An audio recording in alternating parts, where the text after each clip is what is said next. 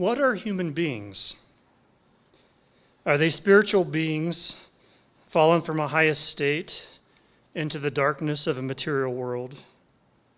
Are they merely clever animals struggling to survive in a hostile and challenging environment? Or are they complex machines operating according to the necessity of the inexorable laws of nature? Are humans the brothers and sisters of the other living beings of planet Earth? Or are they their lords and masters? Thinkers rooted in biblical religion usually think that human beings are made in the image of God and are thus radically distinct from all other species on Earth. Descartes, for example, while considering all the brute animals to be mere machines, grants human beings a soul that dwells in a mechanical body. Aristotle and Darwin disagree with Descartes and agree with one another in regarding man as clearly one kind of animal, even if a very peculiar one. Aristotle defines man as the animal having logos. Now, the word logos has many different meanings. The center ones for Aristotle are speech, reason, and language. While other animals can use their cries to indicate pleasure and pain, human beings alone use articulate speech to indicate the beneficial and the harmful, and hence the just and the unjust. Since we are both social and rational animals, we tend to form political communities. Other highly social animals, such as ants and bees, cooperate for mutual benefit, but they have no concept of what is beneficial or just, and are not able to speak about, deliberate upon, or decide concerning humanity interests. Human beings are also, for Aristotle, the only animals that share in the divine activity of contemplation, theoria, and hence they alone among animals share in happiness. Thus, for Aristotle, man is a very special animal indeed, one that in his body and lower faculties shares in animality, but with his reason and intellect, nous, is joined with the gods. In Aristotle's thinking, speech, reason, intellect, and contemplation seem to be related, but the connection is not immediately obvious. Why couldn't a being reason but not speak, or contemplate without reasoning, or contemplate without speaking? Living beings for Aristotle come in natural kinds or species that are clearly distinct from one another and have always existed.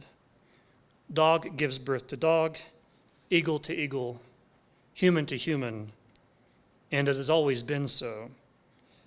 All individuals of the same species share the same form or eidos, while their differences from one another are due to their matter. When we ask what Spot or Socrates is, we answer dog or man. We can define dog or man, but we cannot define the individual. Above the species such as dog or man, and below the genus animal, Aristotle does recognize intermediate categories such as oviparous and viviparous, that is, those animals that lay eggs versus those that give birth to live young. The categorization of living beings is made more systematic by Linnaeus, who classifies living beings by kingdom, class, order, genus, and species. By the time of Darwin, these taxa have expanded to include the family and the phylum. Most believe this categorization revealed the fixed, original order of creation, the plan and the mind of God, as it were.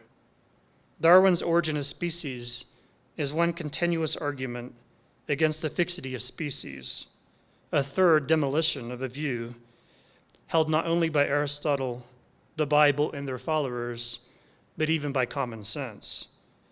I shall not rehearse the main arguments of that refutation, but focus only on certain aspects. First, we should consider the dynamic that sets natural selection in motion, for it will turn out to be significant for the spread both of genes and languages. Malthus argues that human population tends to grow geometrically, that is, exponentially, while the food supply increases only arithmetically, and that this imbalance inevitably leads to suffering and starvation. Darwin takes this Malthusian principle and applies it to all species. Every species, even the slow-breeding elephant, naturally has a fertility rate above replacement level. If left unchecked, the species would before long smother the entire earth. Since that does not occur, checks on population growth must always be at work, even if we do not observe them. Those checks tend to weed out the weaker, less well-adapted individuals and their struggle to survive and reproduce. This essentially is what Darwin means by natural selection. Human beings, perhaps paradoxically, have in recent years begun to reproduce less as they have become wealthier. Fertility rates have declined and continue to decline throughout the world and have fallen below replacement level in nearly every wealthy country. If this trend is not reversed, it could lead not only to the extinction of certain nations, but could even potentially be one of the many possible paths that the human species takes to extinction. Perhaps humanity will go out not with a bang, but with a whimper. Let us now turn to classification. Are whales mammals or fish? So asked Ishmael in chapter 32 of Moby Dick. Outwardly, whales look and act like fish, but they have lungs, give birth to live young, and nurse their babies. While Ishmael ultimately considers them fish, Darwin and other naturalists classify them as mammals. Analogous organs, such as fins on whales and fish, and the wings on birds and bats, have a functional similarity, but when investigated more closely, they reveal different internal structures and point to a different heredity. Darwin argues that the natural system of classification is not analogical, but genealogical, and that the taxonomy generated by his predecessors was unwittingly pointing to his own view of descent with modification, i.e., the evolution of species. For a genealogical classification, we should look not at analogical organs, but rather homologous organs. They're the same number and arrangement of bones in the fins of a whale, the wings of a bat, and the legs of a horse, a clear indication of common descent. Vestigial organs are of particular importance for natural classification, since although being of little or no use to their current possessors, they point to an ancestor for whom they were useful. In chapter 2, Variation Under Nature, Darwin shows that individual differences are heritable and graduate into differences of variety and differences of species. Naturalists were often unable to agree as to whether different kinds of plant or animal were different species or merely different varieties of the same species. They had no universally agreed upon definition or criteria of species. For Darwin, the difference between variety and species is merely a matter of degree. In principle, it is arbitrary where exactly one draws the line.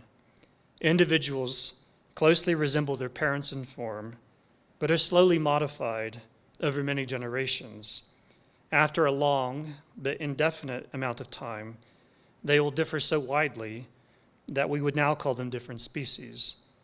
But how long is long enough? That is a question that cannot really be answered.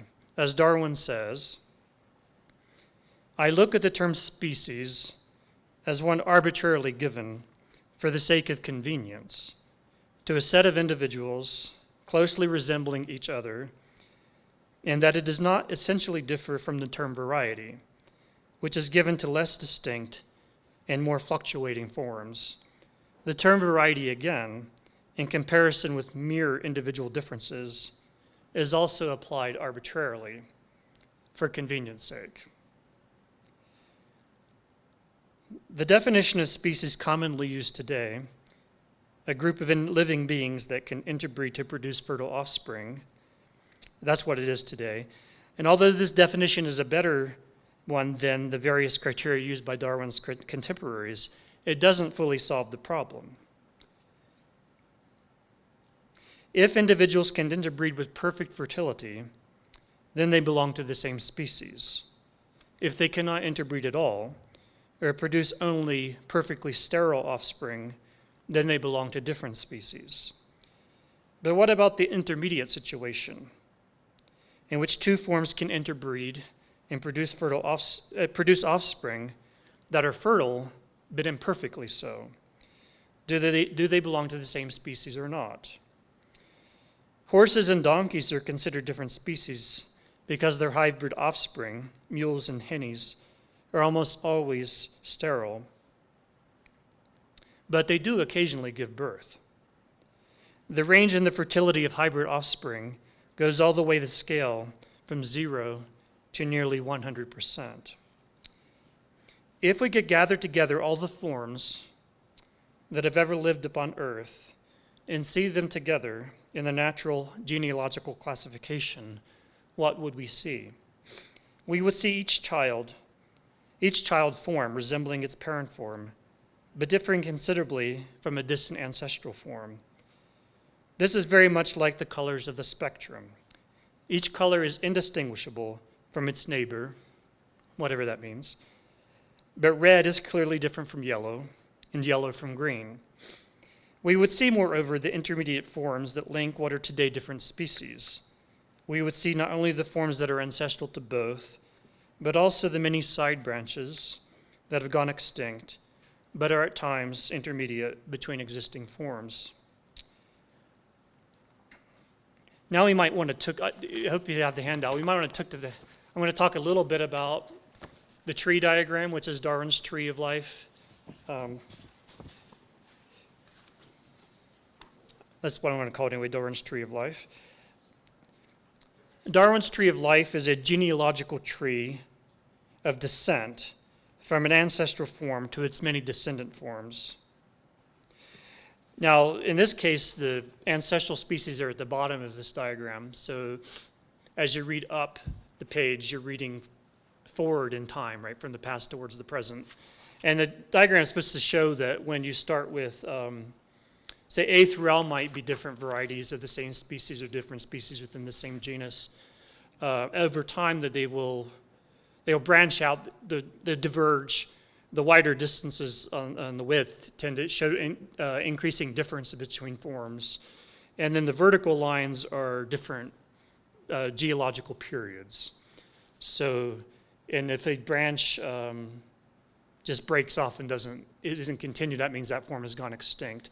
So by the time you get to generation 14, my eyes aren't good enough to see how many different, we have something like 14. Well, those are all, anyway, all these different small letters at that generation show all the forms that have survived up until that generation and how they now are more different from each other than the ancestral forms A through L were. But I would like to talk about the issue in the reverse way, by starting from all the individuals alive today. We would, of course, miss in this way all the individuals and forms that have left no living descendants. Let us take all the individuals of species that reproduce sexually. Each individual has one father and one mother. They have 4 grandparents, 8 grand-grandparents, and in general, 2 to the X ancestors, X generations back. If we take a human generation to be roughly 30 years, then the year 1000 was about 34 generations ago. The number of our ancestors would be 2 to the 34th power, or more than 17 billion people, far greater than the number of human beings alive then. So obviously we have a problem. The solution is that the same individuals will begin showing up again and again in our family tree. In fact, it has been argued that if you go far enough back, say to the year 4000 BC, all of us alive today are descendants of all the human beings alive then, who have left any descendants alive today. This time has been called the genetic isopoint, or identical ancestors point. If we take a human subgroup within a certain geographical region, for example, all people with European ancestry, then the genetic isopoint is as recent as 1,000 years ago, which means anybody with European ancestry is almost certainly a descendant of Charlemagne. So just about everybody in this room, probably. But we're much more likely to be, say, 10,000 times more descendant. Take me, for example. I'm probably 10,000 times more descendant of some Scottish peasant than I am of Charlemagne. Hey, the tree of life under this view begins to look rather complicated. Rather than having branches neatly doubling every generation back, they begin to join back up again in a tangled web like Einstein's hair, or like my hair might become in a couple months if I don't get a haircut. I bring these issues up not only for their inherent interest and to indulge my old fondness for genealogical investigation, but also to make a point that Darwin does not make in The Origin of Species. The tree of life is not really a tree of forms or species, but of individuals. Groups such as species and genera do not really exist in living nature, but are convenient categories that we humans make use of to simplify a world too complex for us to take in fully. If we had a true and full picture of the history of life on Earth, we could see together in a single and comprehensive view all the individuals that have ever lived. There are deep questions about individuality that I shall not go into here. Maybe we can talk about some of these in the discussion period. It is widely accepted that multicellular organisms have evolved from single-celled organisms, and that the eukaryotic cell evolved from a special form of symbiosis of different prokaryotic organisms. Both these phenomena raise questions such as, are we really individuals, or are we rather colonies of cells? Are we a symbiosis of human cells and gut bacteria? Am I the same person now as when I was 10 and could see without glasses? No, not exactly the same, but feel like the same person in some ways, but in other ways, not at all. Provisionally, I accept the view that we are indeed individuals, and in some sense, not sure what precise sense, but in some sense, the same individuals as when we were born. Whether we look at the tree of life going forward or backward in time, we should ask the question of where to find the origin of species. When exactly did Canis lupus or Homo sapiens originate? For Darwin, those questions do not have a precise answer. He insists, like his friend Lyell, that natura non facit saltum, nature does not make a leap. He believes that evolution, if not exactly continuous, is at least very gradual. Changes in the environment or different geographical conditions can lead to different variations becoming advantageous or disadvantageous in such a way that two similar forms gradually diverge so that after a long enough period of time, they have become what we would consider different species. Since Darwin's time, some biologists have argued that the fossil record supports a less gradual, more punctuated view of evolutionary change and speciation. Geological change are gradual for the most part, but there have been occasional catastrophes, such as the asteroid impact, that is generally thought to have wiped out the dinosaurs. The word gradual comes from the Latin word gradus, a step.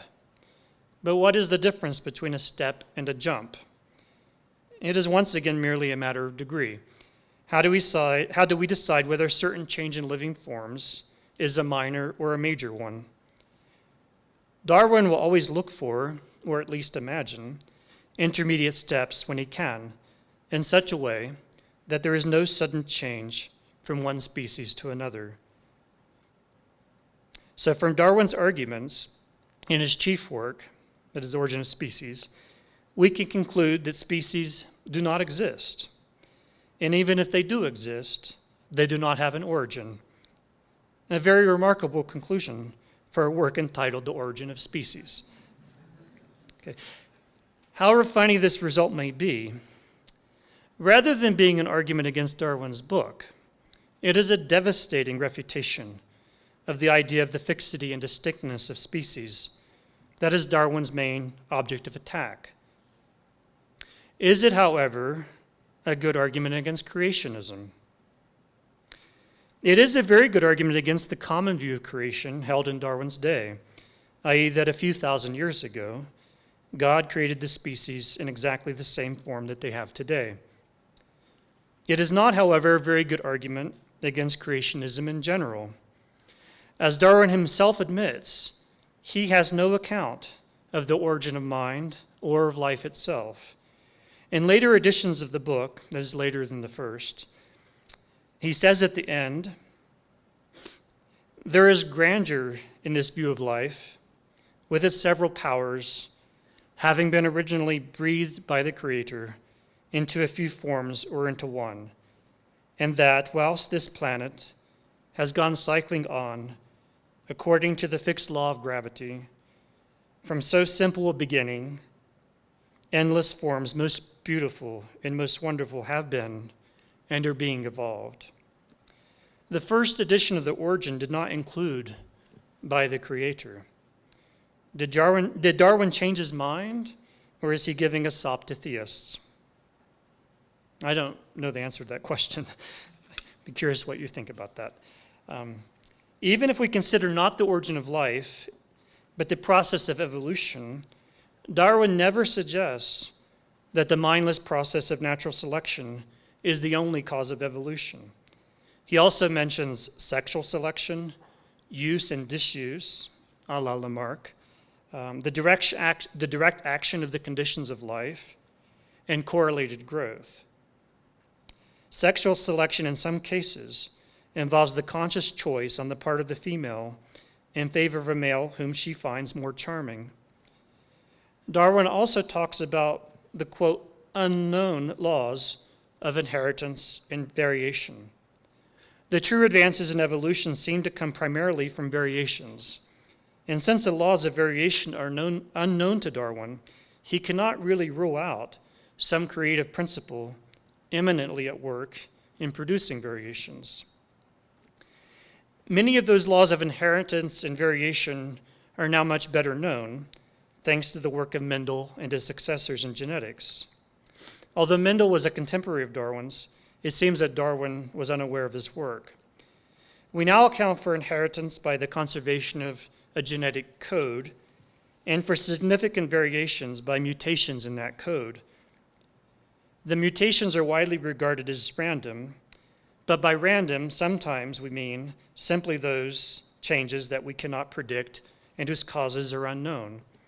True ontological randomness would be like the swerve of a Lucretian atom, an event that is uncaused. Is that what we are really saying is happening in the mutations of DNA? It is curious that we talk about a genetic code in its letters, about copying and reading and editing, about the information stored in the genome. It's as if language is not merely analogous to life and their evolution, but somehow fundamental to life itself. Are we talking about genes metaphorically, or are we being somehow literal? Reading DNA has given us much greater knowledge about the history of life on Earth, and in particular, the history of humanity. We can use DNA to estimate the date at which two species diverged on the evolutionary tree. We can use Y chromosomes to trace paternal lineages.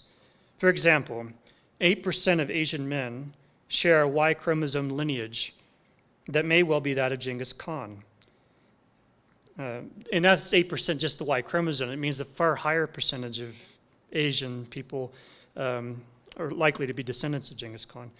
If we go back far enough, all men derive their Y chromosome from an ancient Adam. Since mitochondrial DNA is inherited only from the mother, we can use it to trace maternal lineages. Here we can trace our ancestry back to a mitochondrial Eve. Now, this Adam and Eve did not, however, live at the same time. And they weren't the only human beings alive at that time. We can talk maybe more about that in the discussion period. Darwin says very little about human evolution and the origin of species, merely that, quote, light would be thrown on the origin of man and his history. He tackles the question directly in the first part of The Descent of Man, where his chief goal is to show that since man differs from the lower animals, not in kind but only in degree, his descent from an ape-like ancestor is fully accounted for by the theory of natural selection. And these other evolutionary processes, as mentioned before, such as artificial selection. Darwin does not give a definition of the human being in the way that Aristotle does, but he does discuss several characteristics that distinguish man from the lower animals. As Darwin says, man in the rudest state in which he now exists is the most dominant animal that has ever appeared on this earth. He has spread more widely than any other highly organized form, and all others have yielded before him. He manifestly owes this immense superiority to his intellectual faculties, to his social habits, which lead him to aid and defend his fellows, and to his corporeal structure. Through his powers of intellect, articulate language has been evolved, and on this, his wonderful advancement has mainly depended. Darwin goes on to mention man's invention and use of tools and weapons, his mastery of fire, and the, quote, development of his powers of observation, memory, curiosity, imagination, and reason. In chapter 4, he discusses the moral sense or conscience, which he regards as the most important way in which human beings differ from the lower animals. And when I say lower animals, this is a term that Darwin consistently uses, so it's, I'm taking his point of view there, and we might discuss whether that language, how justified that language is, but this is certainly the way Darwin thinks. Darwin believes that human beings have a natural instinct to acquire the art of language. He says of language, it is not a true instinct, for every language has to be learnt. It differs, however, widely from all ordinary arts, for man has an instinctive tendency to speak, as we see in the babble of our young children, whilst no child has an instinctive tendency to brew, bake, or write. Moreover, no philologer now supposes that any language has been deliberately invented. It has been slowly and unconsciously developed by many steps. Notice again, there are many steps. For him, that means many gradual, small steps. What might these steps have looked like? Darwin imagines that the initial steps involved the imitation of natural sounds and the cries of animals, and our natural tendency to cry out and use gestures. We may venture to go a bit further to fill out two other intermediate steps. The first is the descent of the larynx in the evolution of Homo sapiens. The larynx has in fact ascended so far that we have an increased risk of choking to death by having our food go down the wrong tube, that is, down the trachea rather than the esophagus. But the benefit is the greater number of sounds that we are able to produce with our vocal apparatus.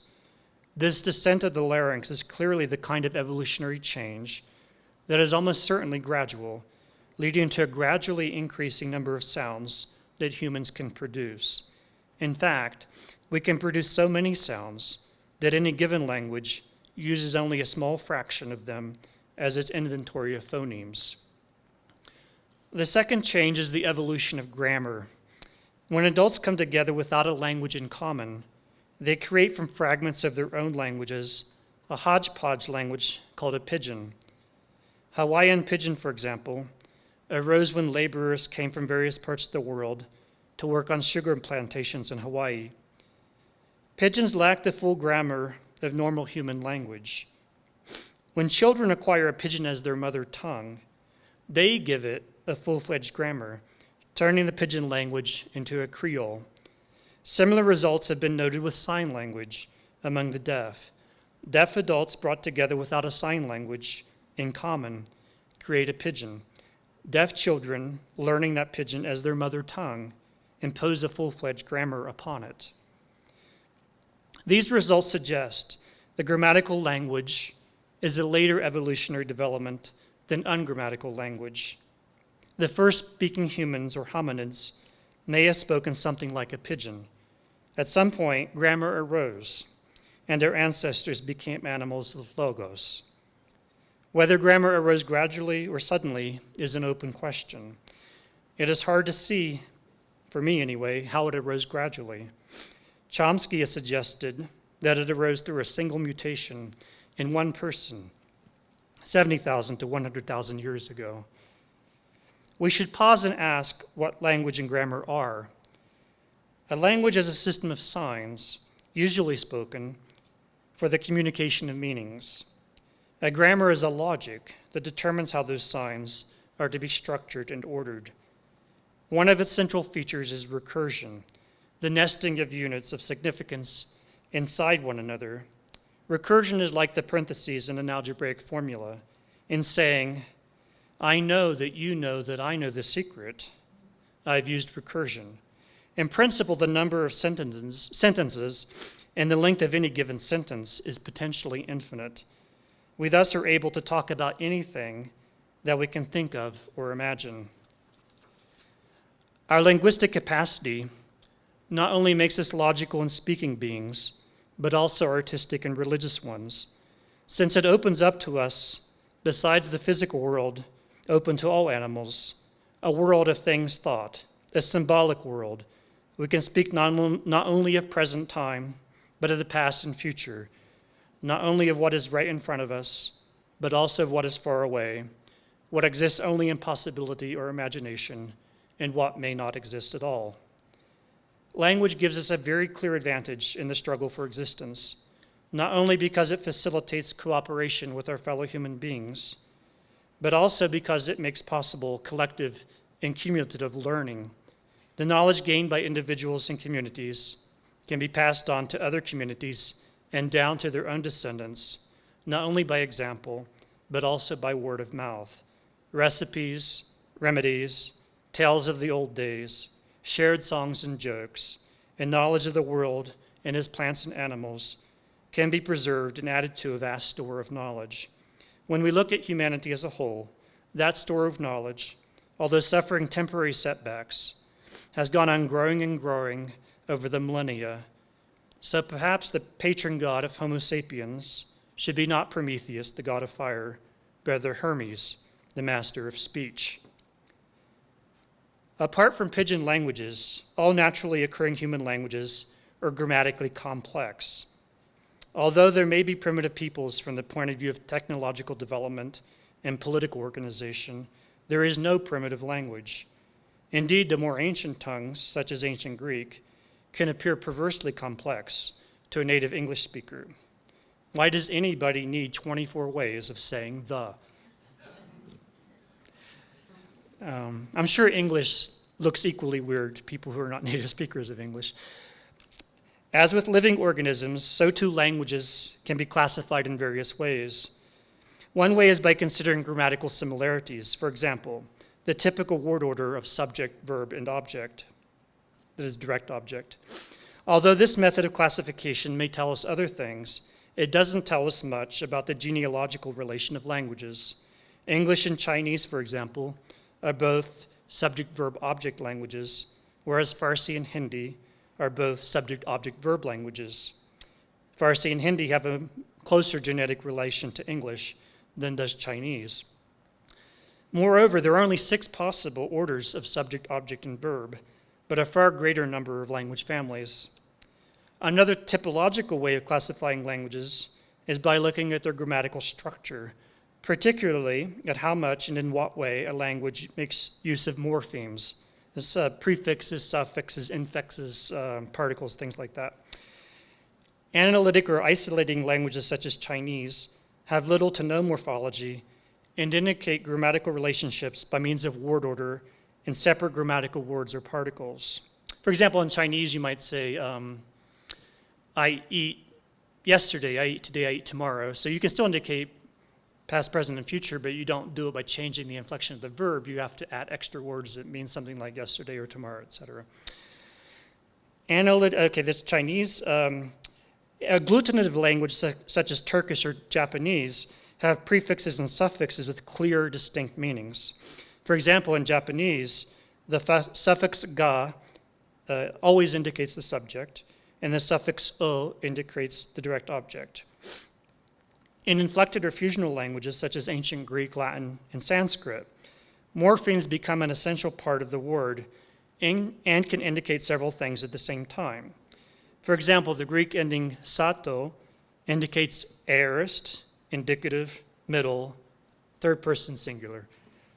5 things at the same time.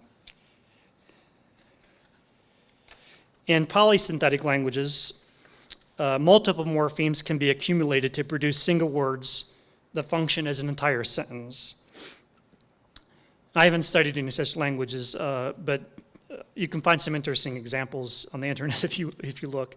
The general tendency of the Indo-European languages has been to move from being inflectional to being analytic. Not clear why that's the general trend to me, but that's the case. Over time, they have lost cases, with prepositions taking over the work that once was performed by case endings. Latin had 6 cases, but Italian has none. Modern Greek has lost the dative case. Modern English has lost most of the morphology of Old English and is well on its way to becoming like Chinese. Russian, however, is still highly inflected. That's an Indo-European language. Since languages that are genetically close can be typologically different, and those that are not genetically close can be typologically similar, this grammatical way of categorizing languages does not help us discern common descent. It is like considering whales fish. A far better way is by considering sounds and meanings. A small percentage of languages' vocabulary consists of onomatopoeic words, such as buzz and fizz, where the sound suggests the meaning. For the vast majority of words, the relationship between sound and meaning is arbitrary. A dog can just as well be called a chien, a hund, or a kalbu, or any other thing, a number of thousands of different things. So if 2 languages share words of like sound and meaning, that calls for an explanation. In principle, there are 3 possibilities. 1, pure chance. 2, so-called borrowing. And 3, common descent. Pure chance can account for 1 or a few similarities between 2 languages. Indeed, since each language contains several thousands of words, it is not unlikely that at least a few words will chance to coincide in sound and meaning. In the Australian Aboriginal language Mbabaram, the word for dog was dog. But English and Mbabaram share few other similarities. So if 2 languages show many similarities, we are left with borrowing and common descent as the 2 possible explanations.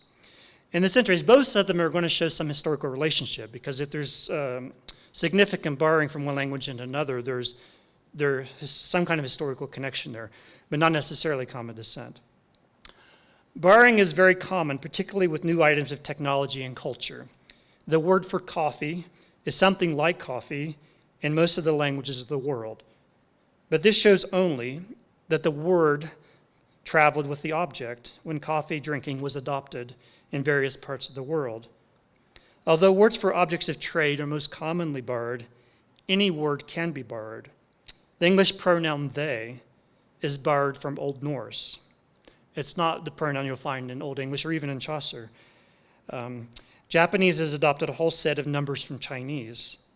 The ancient Greek mende construction, I'm sure you all love it, it was borrowed by Coptic.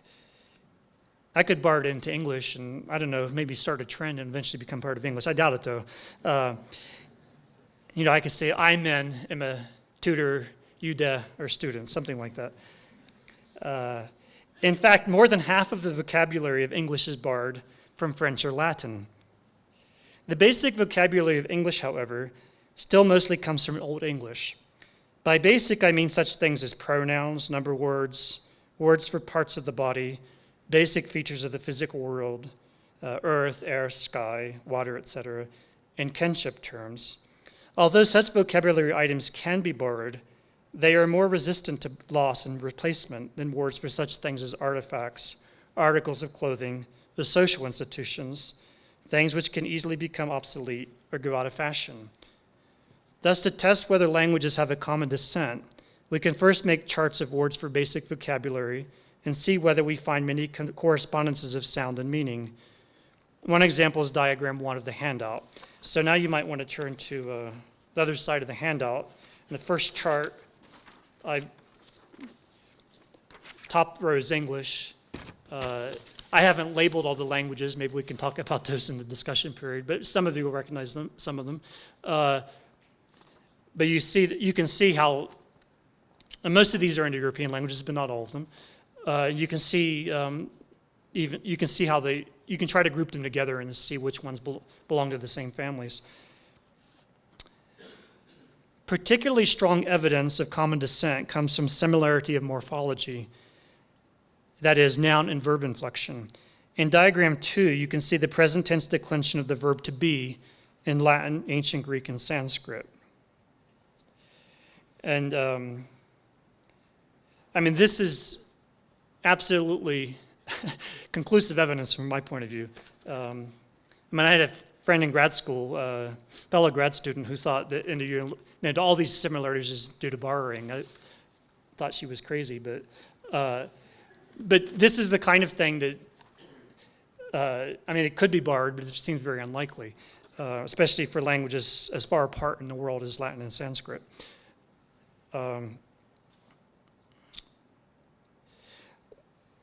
One of the ways in which language changes are by shifts in sound, e.g., the great vowel shift in English. Such sound shifts follow regular rules. Sheep and keep were once pronounced shape and cape.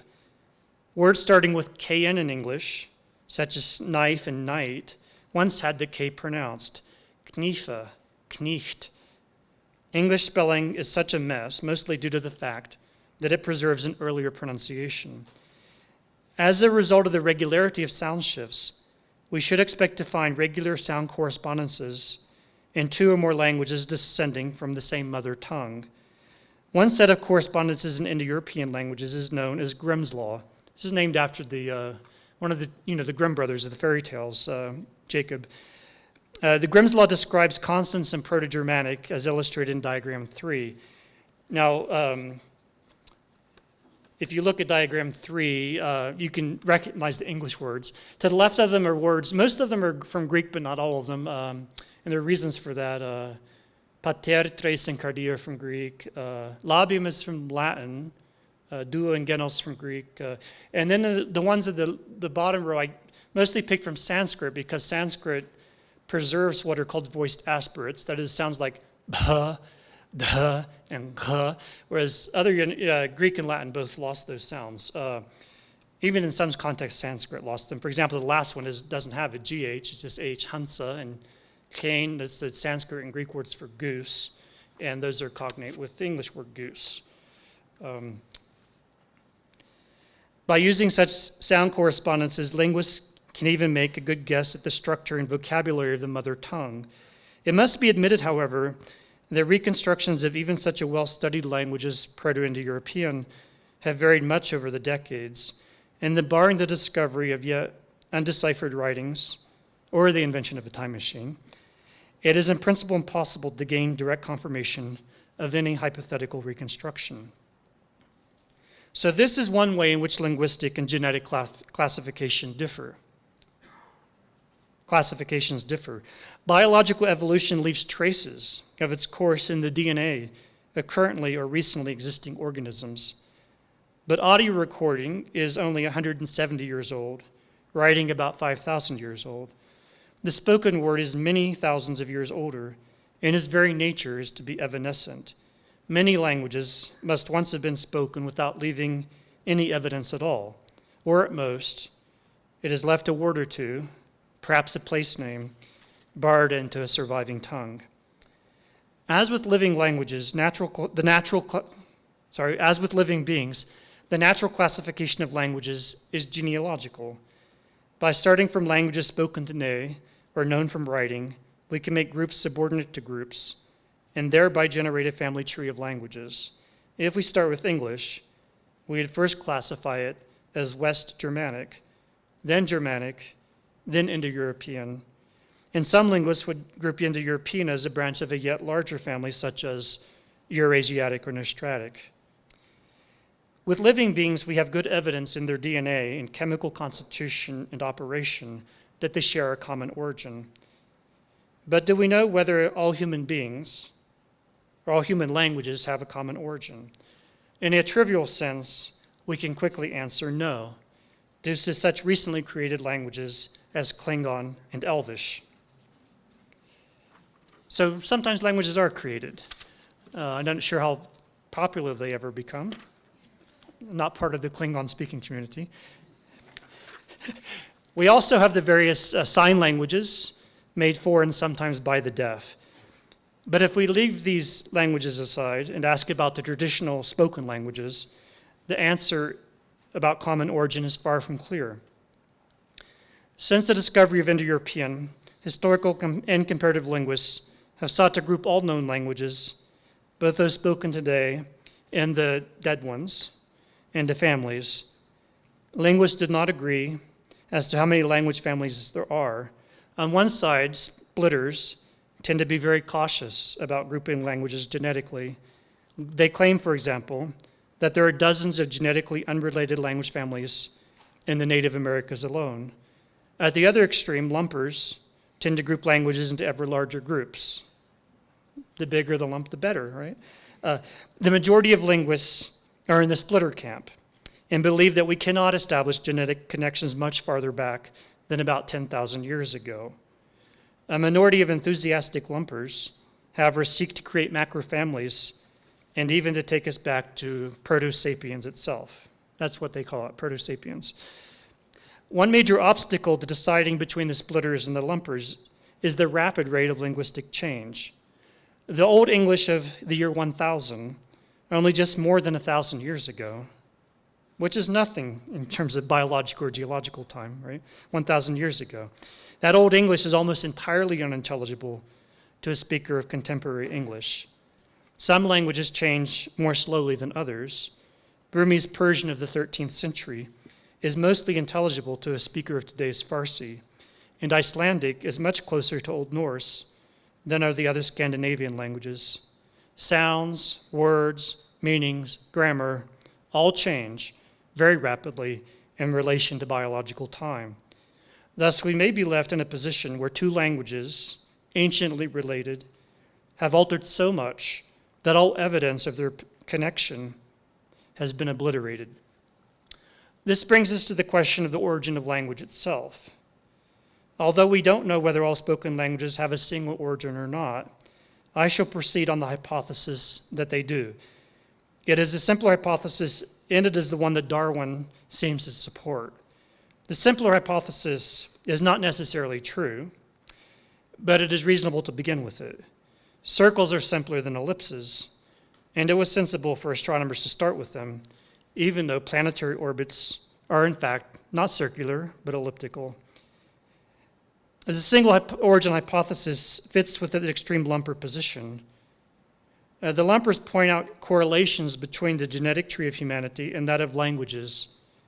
Should such correlations exist, and if so, why? First of all, we should not expect any such correlations to be exact. A baby born to French-speaking parents has no inherited disposition to speak French over any other language. If adopted by speakers of Chinese and raised in a Chinese-speaking community, that baby will grow up speaking Chinese. Such events do sometimes occur, of course, but the opposite is far more often the case. Most often in human history, children grow up speaking the language of their biological parents and surrounding community. Let us suppose a monolingual, homogeneous community of human beings. As with all living beings, they naturally have a birth rate.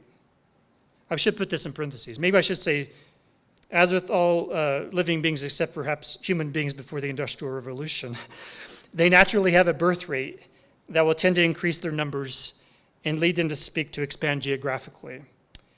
Let us imagine that they expand from island to island, without encountering human beings already living there. And let us further suppose that they lose contact with each other once they have settled on each island. What will be their likely biological and linguistic future? They will begin to diverge both biologically and linguistically from each other.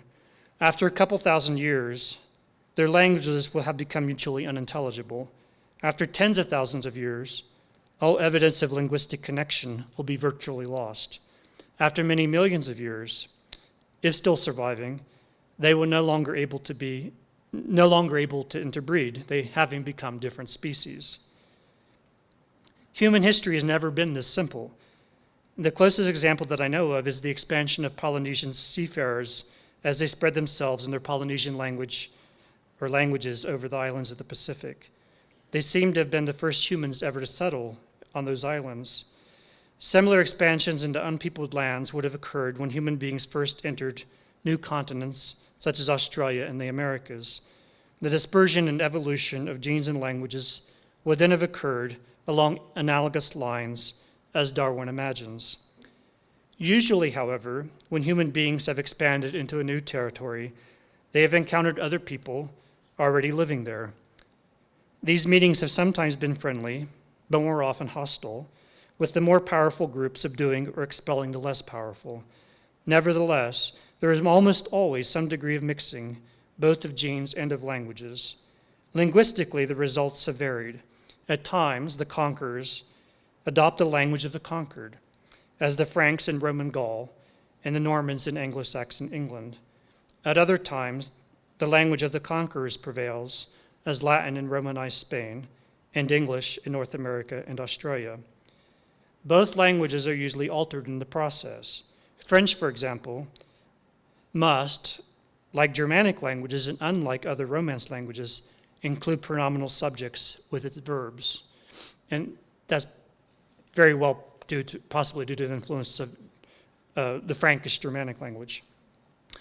Although entire communities do sometimes shift the language they speak, there are still sometimes correlations that can be discerned between genetic and linguistic clusters of human beings. Languages may spread through trade, education, and mass media, but they often spread through the expansion of the people speaking them. So the Polynesians spread their genes and languages through the Pacific Islands. Bantu speakers spread in a like manner through sub-Saharan Africa, as did Indo-European speakers through Europe, the Near East, and South Asia in ancient times. And in more recent days, they've extended European languages to the Americas and Oceania. Languages also, as they spread, naturally develop regional differences, becoming dialects. But what is the difference between a dialect and a language? It has been said that a language is, quote, a dialect with an army and a navy. So the difference has often been drawn along political or national lines. Serbian and Croatian are mutually intelligible, but are often considered different languages. Mandarin and Cantonese are not mutually intelligible, but are regarded as different dialects of the same language. Linguistically, these divisions are indefensible. The criterion of mutual intelligibility is the best linguistic one, and is analogous to the biological criterion for the same species of being able to mate to produce fertile offspring. If two speech forms are perfectly intelligible to each other, then they belong to the same language. If they are perfectly unintelligible to each other, then they belong to different languages. But what about the intermediate cases, which are far from rare? Once when I was at a conference in London, a young woman asked me something which I did not understand. I asked her to repeat herself twice, and I still didn't understand, and I felt embarrassed to ask her, or thought it would be rude to ask her more, so I pretended to understand and hoped the situation would proceed. She was a native, I don't know what her dialect of English was, but it was not entirely intelligible to me. To this day, I have no idea what she was saying. And I thought we spoke the same language. When I was in graduate school, I actually had a British roommate in graduate school too, which I told you about, but I understood everything she said. I think she spoke the King's English, which is more familiar to my ears. Okay, in grad school, I had another roommate, born from Boston. Okay, on a cold winter day, I told him that I was going to wear my toboggan. Now, some of you might look at me like he did, like I was crazy. He looked at me like I was crazy, and I was saying that I was going to wear some kind of sled. But in my native Appalachian English, a toboggan is a close-fitting knitted winter hat, a beanie. Does anybody, maybe I'm the only one from that part of the world. Okay, so he didn't understand what I said. So even in what are generally considered merely regional dialects of English, situations can arise where intelligibility is no longer perfect. No two of us speaks English exactly the same way. We do not know or use all the same set of English words or expressions. Perhaps rather than languages and dialects, what really exists is idiolects, that is, individual varieties of speech. You have your version of English, I have mine. This thing we call English is an abstraction pasted together from a range of many closely related idiolects. There also exists so-called dialect continua over a connected geographical region. In this case, people in village A can understand those in B. Those in B can understand those in C, all the way to Z. But those in A and Z cannot understand each other. This situation occurs, for example, in the varieties of Romance spoken in Italy. In that case, how many groups of language are we to make? It seems like we should put A and B in the same group and B and C in the same group, et cetera, but we can't put A and Z in the same group, so we're kind of in a fix. If we had available to our minds, or rather our ears, all the varieties of speech ever spoken, we would not be able to end all the languages in the world have a single origin, which is not at all clear. Okay, but if that were the case, we would not be able to draw any clear lines between very close forms, but distant forms would be quite distinct. Okay, if all spoken languages have a same origin, the situation would be precisely analogous to the biological tree of life, which is what Darwin imagines in the little blurb on the flyer for, I didn't bring the quote, but on the blurb for the flyer for the lecture, I quoted Darwin as saying that. He looks at all these analogies between classification of living forms and languages. The situation would be precisely like the tree of life.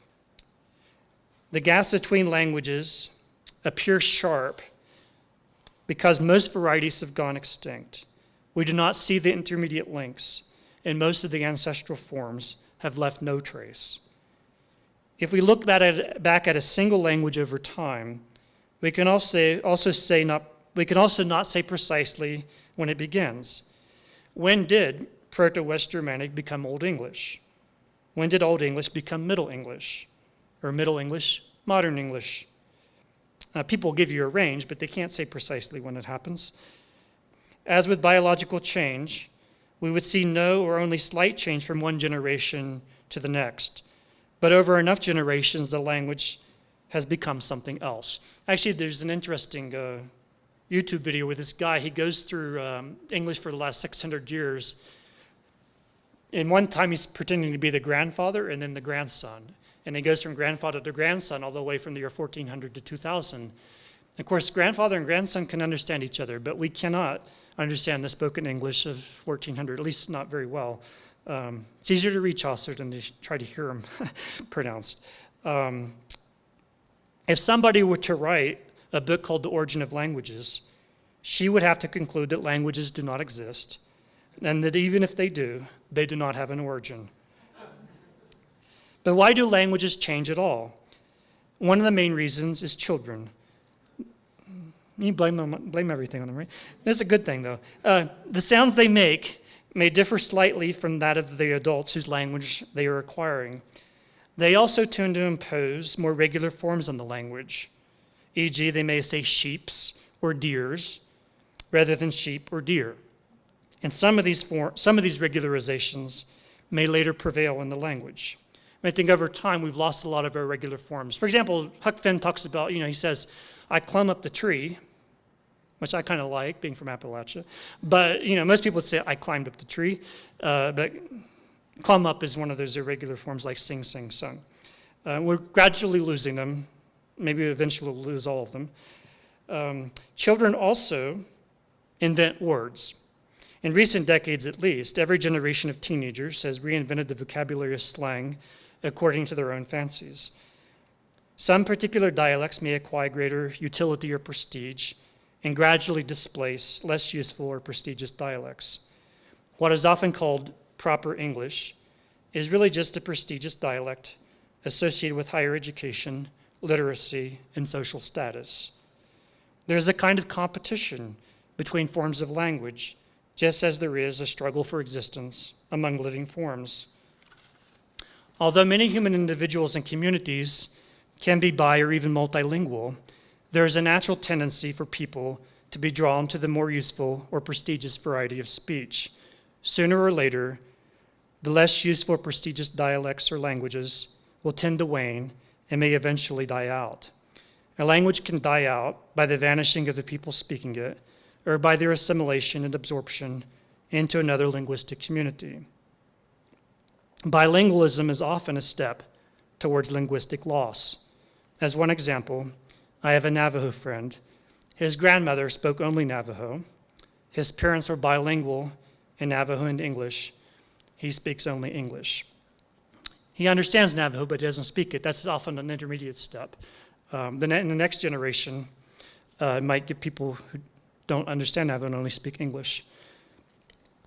Once extinct languages, like biological species, never come back into existence. And this is a point that Darwin makes about both forms of life and language. One possible exception is Hebrew, revived as a spoken language beginning in the latter part of the 19th century. But Hebrew was never fully dead. It has been constantly studied and read since antiquity. So, one could also bring back something like Latin and ancient Greek. There are even people go around speaking them. So it's possible, but there are other languages that have vanished without leaving any trace at all, even in writing. Those languages are well and truly dead. They'll never come back. What about the future of humanity and language?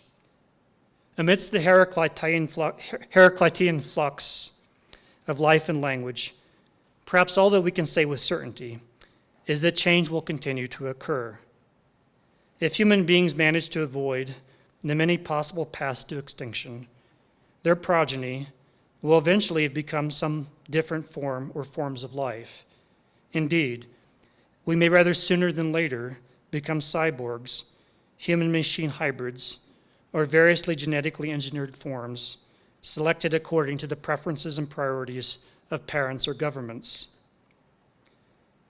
So humanity is a fleeting interlude in cosmic time, a bridge between an ape-like past and an uncertain future. Given that there is no eternal human essence, can Aristotle's definition of man as the animal with logos still be justified? I believe that it can. For the dawning of logos upon the landscape of animality, whether a gradual or sudden event, marked, so far as we know, the beginning of self-conscious intelligence, and whatever our future holds, the old words of Sophocles still ring true. Pala ta dena, kuden anthropo denotron pele. Many are the awesome things, but nothing is more awesome than the human being. Thank you.